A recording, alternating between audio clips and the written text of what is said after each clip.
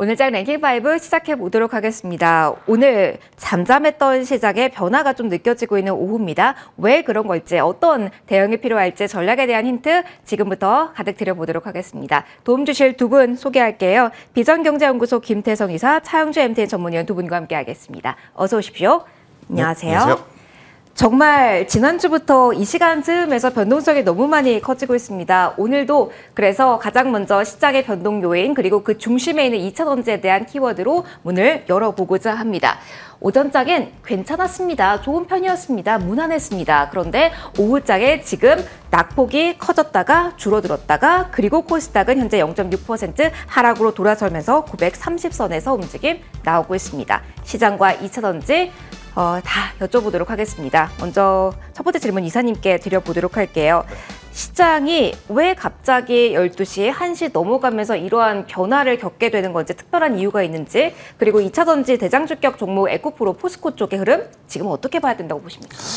일단 뭐 최근에 거의 이제 유사한 흐름들이 좀 자주 나타나는 그런 경향이 없지 않아 있죠. 그러니까 제가 말씀드리는 유사한 흐름이라고 한다면 장 초반에는 굉장히 강한 모습을 보이다가 장 중후반부에 또 엄청난 이제 매도세가 좀 나오는, 하지만 이제 그 이후에 다시 회복하느냐 아니면 회복하지 못하느냐에 따라서 이제부터는 방향성이 굉장히 또 많이 달라질 수 있는 상황이다라고 좀 보실 수 있을 것 같은데요. 불과 2주 전, 3주 전만 하더라도 사실 이제 2차 전지를 바라보는 투심 자체는 매수와 매도 비율이 거의 9대 1이다라고 좀 보시면 됐었을 것 같아요. 그러니까 매수하고자 하신 분들이 월등히 더 많은, 하지만 이제 지난주에 변동성이라고 하는 위아래 변동성을 한번 당하고 나서부터는 이제부터는 매수하고자 하시는 분, 그리고 어느 정도 트레이딩을 하고자 하시는 분들의 이제 자금들이 섞이면서 그야말로 방향성을 지금 한치 앞을 또 예측할 수 없는 그러한 상황이다 보니까 이러한 변동성에 의미 부여를 하는 것 자체가 저는 필요 없는 그러한 상황일 수도 있다는 생각이 들어요. 그래서 일단 에코프로라든지 에코프로, BM, 포스코홀딩스 이러한 그룹주들 2차전지 같은 경우에는 사실 가지고 있는 모멘텀이 크게 변화된 것은 없습니다. 그렇기 때문에 만약 길게 좀 가지고 가시고 싶으신 분들 같은 경우에는 가격이 낮아졌을 때를 저는 이용하시자라는 이야기를 이제는 조금 더 강조드려야 될 것 같고요. 특히나 이제 8월 11일이죠. MSCI 지수 편입 이 전후로 해서 수급의 변동성이 이제부터는 더 커질 가능성이 좀 높다는 생각이 들어요. 그래서 본인들의 기준이 있으신 분들 같은 경우에는 당연히 이러한 변동성을 충분히 이용해 볼 필요는 있겠습니다만, 그러지 못하실 분들 같은 경우에는 차라리 에코프로 그룹주보다는 저는 포스코 홀딩스를 조정해서 기다리는 매매를 해보시는 것이 오히려 더 좋지 않을까라는 의견을 한번 드려보도록 하겠습니다. 그러면 포스코 홀딩스를 기준점으로 해서 지금 고점 대비로 어느 정도가 그래도 매력적인 구간에 진입한 거다라는 대략적인 아이디어를 시청자분들이 얻을 수 있을까요? 일단 저라면 이 60만 원에서 50만 원 그 매수 밴드 안에서 천천히 모아가는 전략이 1차적으로는 가장 좋지 않을까라는 생각이 들고 있고요. 만약에 이제 가격적으로 더 밀린다라고 한다면 저는 더 살 수 있다라는 것을 이제 인지하신 채로 분할 매수를 좀 하시는 것이 가장 맞다라는 의견 들어보도록 하겠습니다. 알겠습니다.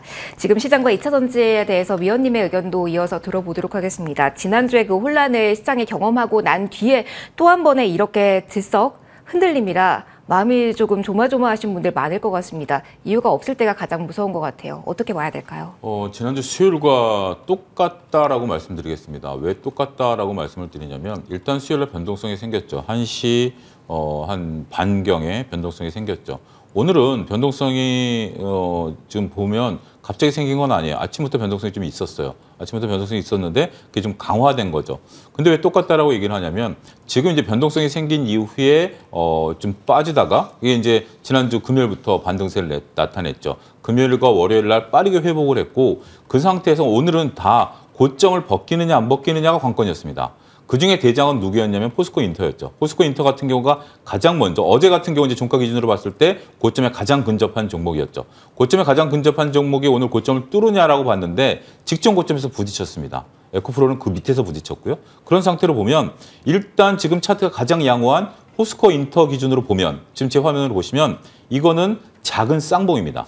그렇죠? 우리가 봉을 볼 때 쌍봉이 이게 굉장히 크게 나오는 것도 있고 작게 나오는 것도 있어요. 근데 이게 각각 의미는 다르긴 합니다만, 일단 이 쌍봉의 의미는 첫 번째 봉에서 조정이 시작됐고 두 번째 봉에서 그걸 돌파 못하고 거기가 매물대가 됐다라는 걸 확인하는 게 쌍봉이거든요. 근데 지금 일봉으로 놓고 보면 포스코 인터가 그런 모습들이 나타난다라는 거죠. 거래량이 별로 없습니다. 그렇다면 과거와 다르게 지금 현재 그 이사님 말씀하신 것처럼 얼마 전만 하더라도 이게 사자가 많았기 때문에 밀리면 끌어당기는 힘이 강했는데 지금은 밀린 상태에서 끌어당기는 힘이 상대적으로 약하고 누가 우위냐? 매도자가 우위다라는 거죠. 매수자와 매도자가 지난주 수요일부터 바뀌었다라는 겁니다. 그것을 수급 흐름으로 읽어내셔야 될까요? 물론 지금 이걸 가지고 펀드멘탈이 좋은데 무슨 얘기냐라고 하실 수도 있습니다. 펀드멘탈은 펀드멘탈의 문제고요. 지금은 단기적으로는 저는 수급 문제로 봐야 될 것 같아요. 펀드멘탈이 좋은데 왜 밀려? 그럼 설명이 안 되죠. 밀리는 걸 뭘로 설명해야 될까요? 수급으로 설명할 수밖에 없다라고 보여지는 거죠. 따라서 그런데 자, 두 번째로 이제 설명을 드리고 싶은 것은 우리가 굳건히 가다가 흔들렸을 때 이 흔들림이 잦아지면 이거는 뭔가 문제가 될 수 있다라는 거죠. 처음에 굳건히 갔을 때는 흔들림이 그렇게 크진 않았습니다만 흔들릴 때마다 흔들림이 커지죠. 그러면 이게 조금 조심스러워질 수 있다는 거죠. 단기적인 2차 전지에 대한 수급 압박 이런 것들을 우리가 있는 그대로 인정해야 되지 않을까 싶습니다. 현 상황 어떻게 진행되고 있는지에 대한 두 분의 판단, 2차 전지 여쭤보면서 시작에 대한 아이디어까지 들어봤습니다. 그러면 오늘 구도가 뚜렷합니다. 추세 상승을 이어가던 종목의 차익 실현, 그리고 낙폭 과대주가 올라오는 패턴, 이게 뚜렷한데요. 또 한 번의 아이디어 다음 순위 이어가면서 또 얻어보도록 하겠습니다. 4위 제약바이오에 대한 이야기 할 겁니다. 제약바이오가 얼마 전부터 들썩임 나왔죠. 코로나 이슈까지 더불어 실적 이슈 아는 종목, 그리고 비만 치료제, 그리고 더불어서 무엇보다 중요한 건 지수 연동 종목이 사이즈가 큰 제약바이오가 움직이고 있는 시장이라는 점입니다. 이사님께 제약바이오 쪽에 질문 드릴게요. 2차 전지에 대한 뷰를 들어봤어요. 가던 종목이 어쨌든 쉬어가는, 그러니까 어느 정도 차익 실현 매물을 소화하는 과정일 텐데, 그렇다면 지금 8월장에서는 제약바이오에 대한 관심도를 한 번 더 높일 만한 그 이유, 충분한 배경이 지금 형성되고 있다라고 저희 봐도 되는 거죠. 일단 분위기는 좀 잡히는 것 같아요. 왜냐하면 이제 정부 차원에서도 이제 정책적으로 또 이 바이오 산업에 대한 투자 이야기들이 좀 나오고 있고, 또 이제 타이밍이 굉장히 좋게 당뇨라든지 비만 치료제 관련주 등, 그러니까 대표적으로 뭐 펩트론 같은 기업들의 지금 이 추세가 굉장히 강하다라고 좀 볼 수 있을 것 같거든요. 그러니까 제약바이오를 이제 보실 때 여러분들이 이제 기대감을 가장 이 높은 순위를 두고 이제 보시겠지만, 일단 지금은 실제 성과가 나고 있는 쪽 위주로 꼭 보셔야 된다는 이야기를 좀 드리고 싶어요. 당뇨라든지 비만 치료제가 왜 다른 기업들보다 주가가 이렇게 퍼포먼스가 좋냐라고 하면, 미국에서는요, 이 그러니까 공급이 수요를 못 따라간다 그럽니다. 그러니까 팔고 싶어도 물량이 없어서 못 팔 정도로 지금 굉장히 판매고가 높다 보니까 관련주들의 시세가 굉장히 높은 것이고, 그 흐름이 이제 우리나라 시장으로 좀 넘어와서 반영이 되고 있다, 이렇게 좀 해석을 하실 수 있기 때문에 제약바이오에 오늘부터 수급이 조금 돈다 그래서 모든 종목군들이 이제 움직인다라고 보시기보다는 그 안에서 기술력을 가지고 있어서 이 판매량들이 계속 높아지는 기업 위주로 저는 집중을 하셔야지만 일단은 지금 시장에서는 좀 성과를 낼 수 있지 않을까라는 의견 한번 드려보도록 하겠고요. 오늘 지금 2차 전지가 조금 이제 소폭 밀리면서 혹은 이제 변동성을 보이면서 다른 섹터로의 이제 온기가 좀 퍼져 나가는 그런 모습들이 나타났기 때문에, 또 언제 2차 전지로 쏠리게 되면 이쪽은 또 갑자기 위축이 될 수도 있어요. 그래서 그럴 때를 대비해서 단순히 가격적인 메리트가 생겼다 해서 낮은 가격에서 반등을 노리는 그러한 기업들보다도 재료나 뉴스를 포함을 하면서 반등력을 보여주는 기업 위주로 저는 공략을 하시는 게 맞지 않을까라는 의견 드려보도록 하겠습니다. 그럼 실적이 안정적으로 찍힌다라는 관점으로 CMO 쪽 좀 사이즈 큰 종목을 시장에서 많이 이야기를 했는데, 그쪽은 좀 무리일지 오히려 좀 작은 비만과 연결고리 있는 쪽에서의 탄력성을 기대하시는 걸까요? 일단은 펩트론을 먼저 보는 게 맞을 것 같고요. 만약에 이 비만이라든지 당뇨 치료제 쪽 외에 이제 보실 분들 같은 경우에는 결국에 이제 삼성바이오로직스가 굉장히 안 좋았었던 환경을 실적으로 돌파를 하고 있잖아요. 그쪽을 좀 보시는 게 맞다라는 생각이 들고 있고, 또 이제 제가 제약바이오 중에 가장 많이 언급드렸던 또 기업이 있어요. 그러니까 SK바이오팜. 네. 그러니까 이러한 쪽은 제가 이제 왜 2차 전지가 시장을 주도하고 있고 반도체가 주도하고 있을 때에도 말씀을 드렸냐면, 눈에 띄는 성과를 보이고 있지만 주가가 오르지 않았기 때문이거든요. 일단 지금 이 눈에 보이는 성과만큼 주가가 슬슬 이제 올라가고 있는 상황이라서 저는 이쪽을 조금 더 이제 기업을 압축해서 보시는 것이 어떨까라는 의견 한번 드려보도록 하겠습니다. 사실 오늘 공교롭게도 두 분 모두 제약바이오를 이야기할 때 사이즈 큰 종목 가운데서 SK바이오팜을 여러 번 언급을 해주셨는데요. 오늘 아직적 메리트가 있는 구간이다라는 설명도 함께 들어봤습니다. 위원님의 시선도 들어볼게요. 지금 SK바이오팜 위원님께서도 여러 번 언급을 해주셨는데 오늘 강하잖아요. 한번 이렇게 뛸 때를 어떻게 해야 될지가 요즘은 잘 모르겠더라고요. 대형 바이오즈, 특히 SK바이오팜의 강세 어떻게 대응할지 그리고 전반적인 분위기에 대한 팁도 함께 주실까요? 우리가 이제 뉴스를 이제 놓치셔서는 안 되는 것 중에 하나가 저희 머니투데이 방송에서 이제 MTN 방송에서 유튜브 채널이 있죠. 유튜브 채널이 저희가 이제 이런 것들을 이제 방송하는 것들을 유튜브로 이제 올리지만 정기 방송이 끝나고 나면 전문 기자분들께서 올리는 영상이 있습니다. 한라인 5라는 영상이 있는데 어제 어떤 얘기가 나왔냐면 SK바이오팜 같은 경우 미국에서 직접 판매를 함으로써 매출 이익률이 90%에 달한다라는 뉴스가 올라왔어요. 어제 저녁 때 올라온 뉴스인데요. 많은 분들이 놓치셨던 것 같아요. 많은 분들이 조회를 하셨는데 결국 SK바이오팜 같은 경우 미국에서 직접 팔므로써 물건 파는데 90% 수익이 나는 거예요. 이거 어마어마한 거 아니겠습니까? 녹십자 얘기도 나오고요. 몇몇 기업들이 오늘 다 주가 퍼포먼스들이 좋습니다. 결국 지금 여러 가지 이제 제약바이오들이 저희도 이제 몇 차례 다뤘죠. 최근에 이제 주도주들의 변동성이 생기면서 제약바이오가 향후 주도주가 될 가능성, 정부의 규제, 그다음에 일부 기업들의 실적 호조 이런 것들이 이제 분위기를 좀 이끌었던 그런 상황에서 이들이 결국 어떻게 영업이익을 내고 있느냐라는 것들이 저희 전문 기자분들께서 또 이것을 또 분석한 영상도 올라와 있습니다. 나중에 한번 시간 되시면 꼭 한라인 5 좀 보시고요. 거기에 따르면 우리가 이제 상당히 제약바이오가 이제 미국 시장에서 퍼포먼스를 보이는데 이게 굉장히 중요합니다. 우리가 이제 바이오시밀러 같은 경우 그동안에 이제 우리의 주력은 유럽 쪽이었죠. 유럽 쪽이 이제 이런 것들을 먼저 시작을 했고 이제 바이오시밀러 셀트리온 같은 경우도 미국에 진출한다라는 거 아니겠습니까? 특히 우리가 이제 미국에 진출할 때 FTA 승인을 직접 뚫어내는 겁니다. 그러면 기존에는 이제 우리가 제품을 미국의 제약사를 통해서 팔았던 것을 직접 FTA 승인을 뚫어서 우리 제약사가 미국에서 녹십자 같은 경우 직접 판매를 한다라는 거죠. 이런 부분들이 된다라면 기존에 봤었던 제약바이오 시선과는 다르죠. 구분하실 필요는 있다라고 보여집니다. 의료기기랑은 좀 다르고요. 그다음에 우리가 임상실험하는 쪽과는 좀 달라요. 하지만 제품을 생산해내는 기업들 같은 경우는 새로운 퍼포먼스를 보일 가능성이 높다는 측면에 있어서는 이거는 중의적 관점의 시각은 여전히 유효하다 이렇게 말씀드리겠습니다.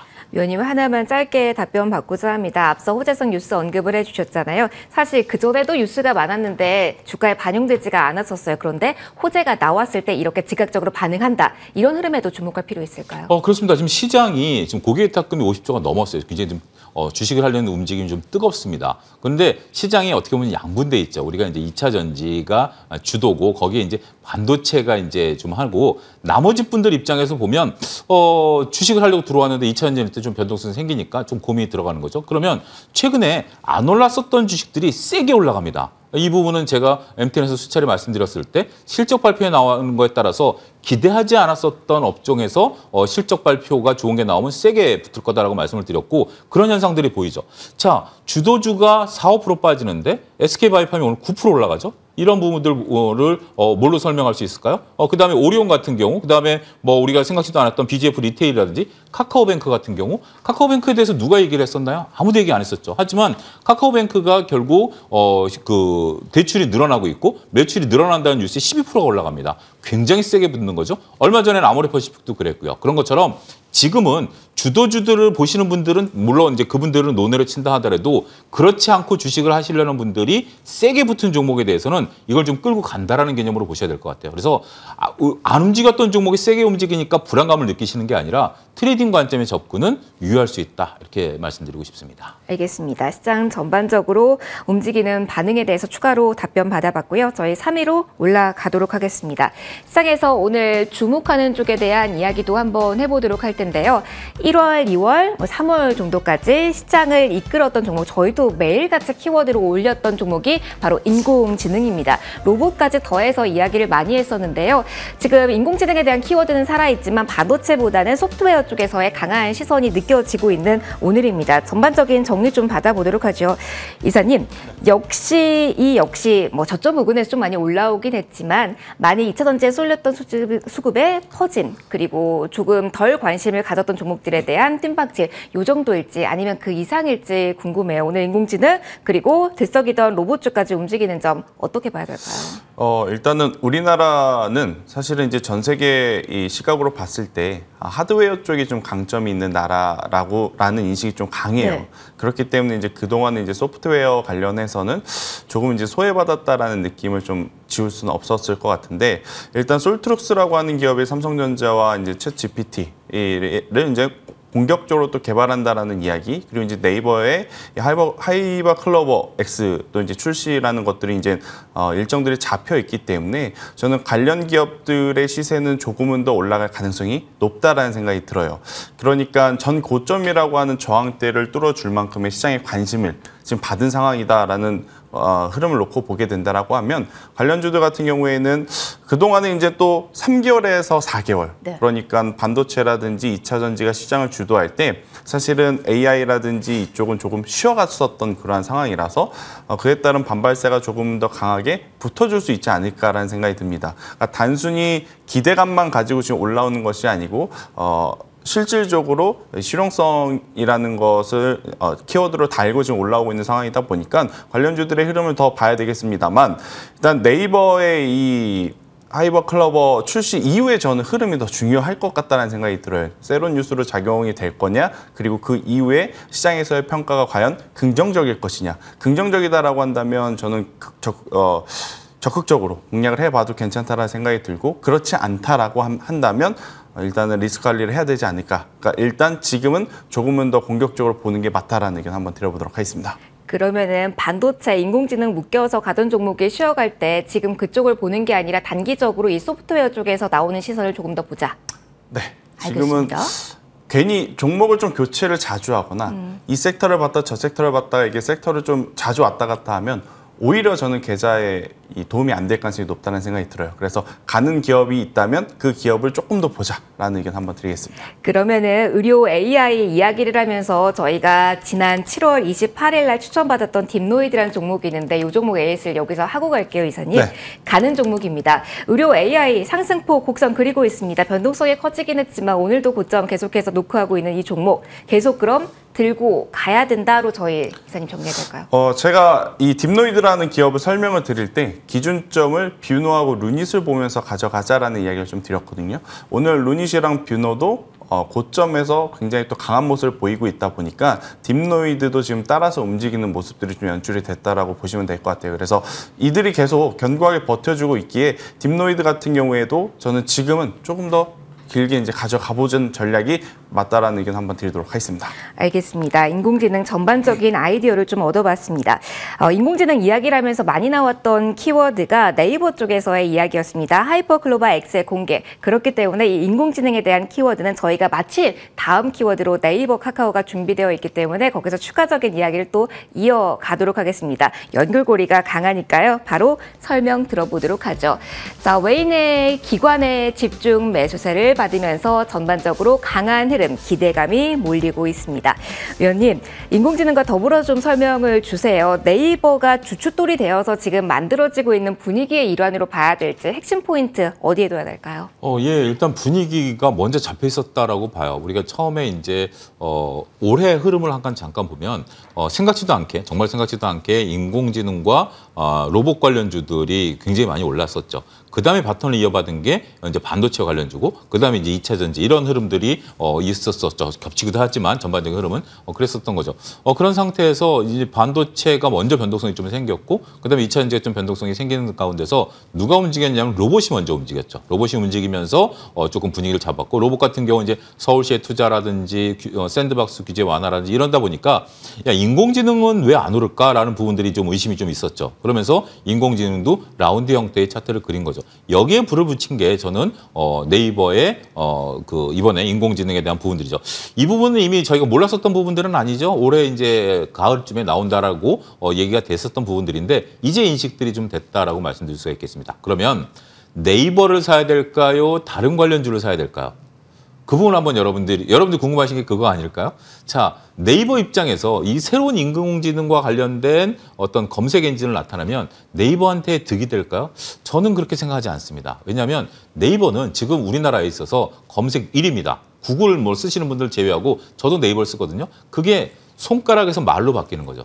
새로운 게 생기는 게 아니라 손가락에서 말로 바뀌는 겁니다. 그래서 저는 네이버에 대해서는 조금 더군다나 이게 손가락을 치면 광고가 뜨죠. 말로 하면 광고가 안 뜹니다.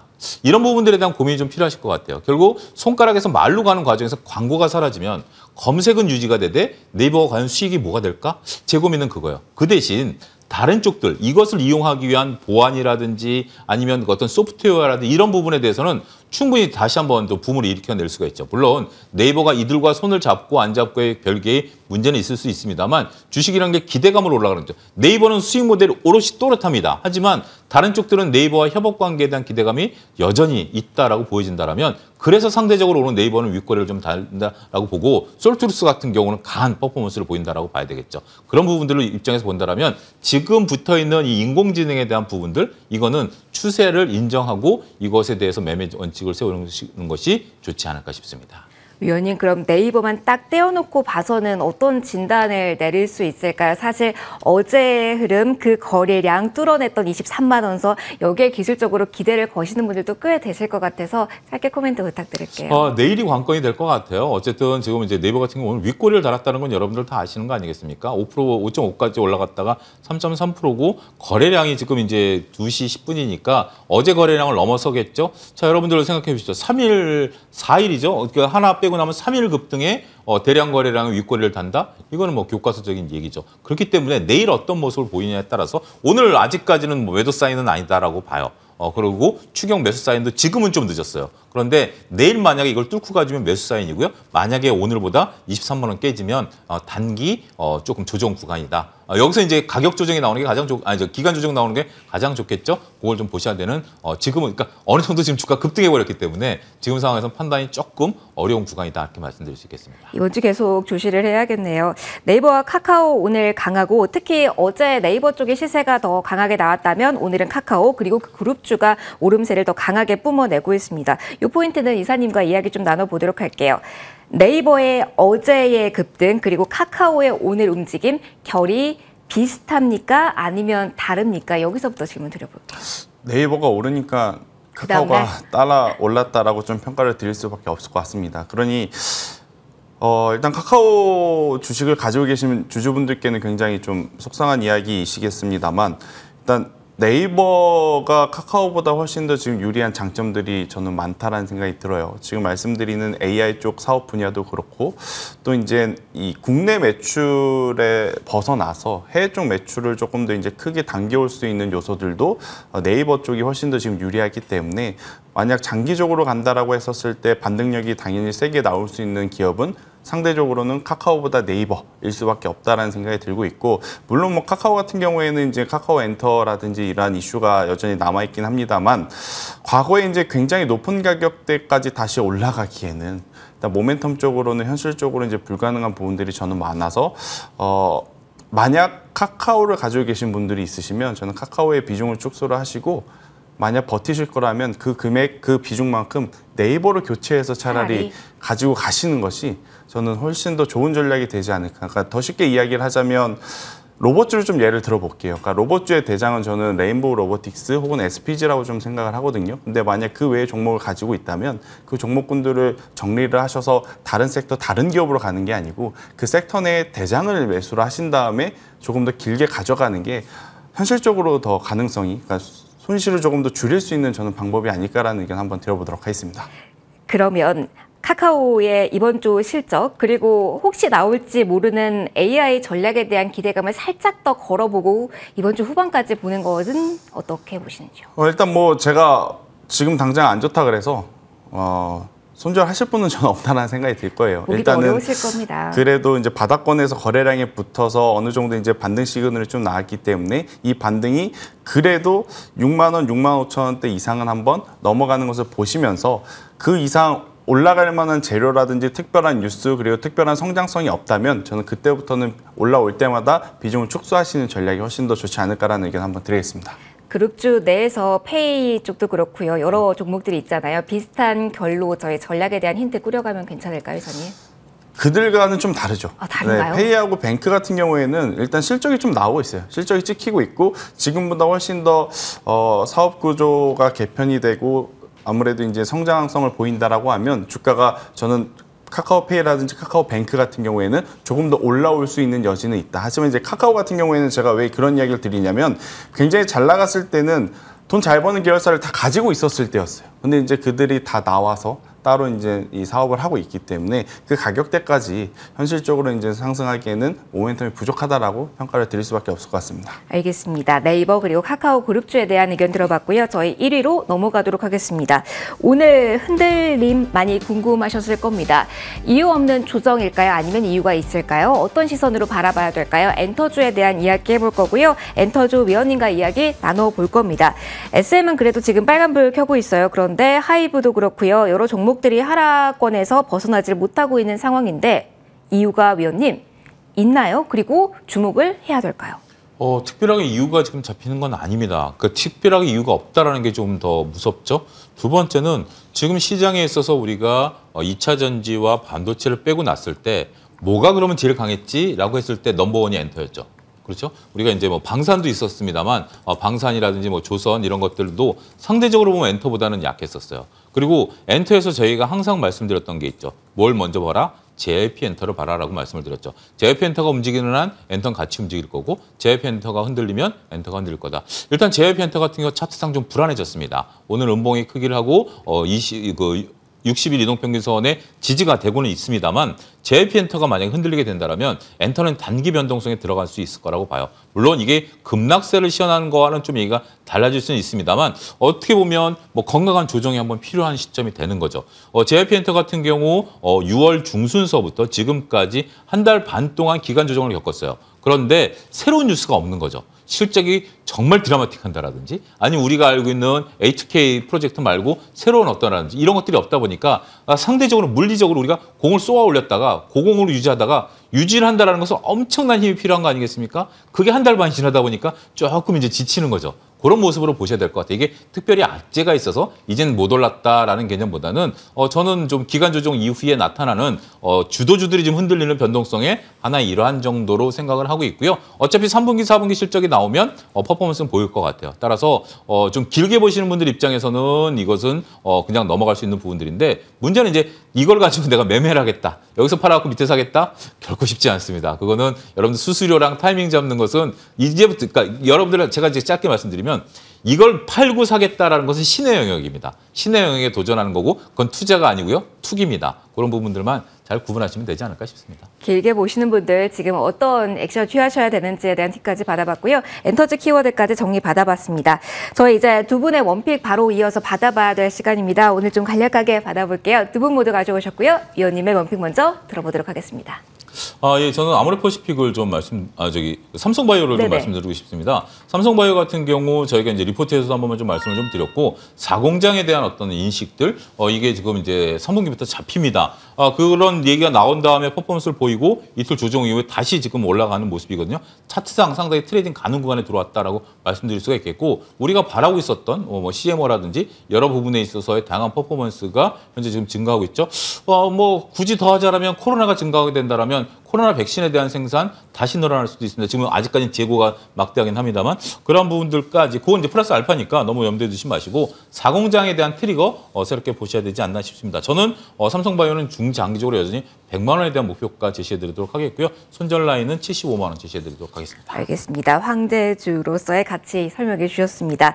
자, 이어서 김재석 이사님의 원픽도 들어보도록 할게요. 어떤 종목 오늘 소개해 주실까요? 네, 조금 공격적인 종목을 좀 가지고 나왔는데요. 네. 두산을 현재 구간에서 한번 공략을 해보자. 괜찮다. 네, 라는 의견 한번 드려보도록 하겠습니다. 일단 뭐 2차 전지 에코프로 그룹주라든지 포스코 그룹주가 변동성을 보이면서 또 이제 관련해서 이제 올랐던 이제 기업들도 이제 변동성이 나올 것 같다라고 생각을 했는데 오히려 그 퍼졌던 온기, 그러니까 이제 추후에 좀 뒤따라 붙었던 기업들은 변동성이 지금 크게 나타나지 않고 있다라고 좀 보시면 될 것 같아요. 일단 두산 같은 경우에는 이 2차 전지 관련 소재인 이 PFC 소재가 누적 매출이 이제 5천억이 넘어갔다라는 이야기가 최근에 또 나왔고, 일단 그 뉴스가 없다 하더라도 굉장히 지금 좋은 사업 구조, 그러니까 두산밥켓도 호실적을 내보이고 있고, 두산 에너빌리티도 지금 호실적을 내보이고 있고, 또 이제 이 소재 쪽 사업부에서도 이제 엔비디아 쪽에 대한 매출 비중이 지금 계속해서 이제 좋은 모습들이 이제 보이는 뉴스들이 나왔기 때문에 저는 현재 구간에서 크게 밀리지만 않는다라고 하면 다시 한번 역사적인 고점으로 또 이번에는 두산 그룹주가 바톤을 이어받아서 가줄 수 있지 않을까라는 생각이 들어서요. 10만 원이라는 가격대 밑으로 내려오지 않는다면 저는 여기서 15만 원대까지의 이제 목표가를 잡고 대응을 해보시는 게 가장 좋지 않을까라는 의견 한번 드려보도록 하겠습니다. 최근 많이 오르긴 했지만 변동성이 커지지 않는 구간이다. 그리고 신성장 동력에 힘을 쏟고 있는 공격적인 전략을 취하고 있는 이 기업 매력도 있다라는 관점에서 두산까지 15만 원 선 목표가 제시해 주셨습니다. 두 분의 의견 참고해 보시고요. 오늘 여기서 랭킹5는 마무리 짓도록 하겠습니다. 지금까지 차영주 MTN 전문위원 비전경제연구소 김태성 이사 두 분과 시간 함께 꾸려봤습니다. 소중한 말씀 고맙습니다.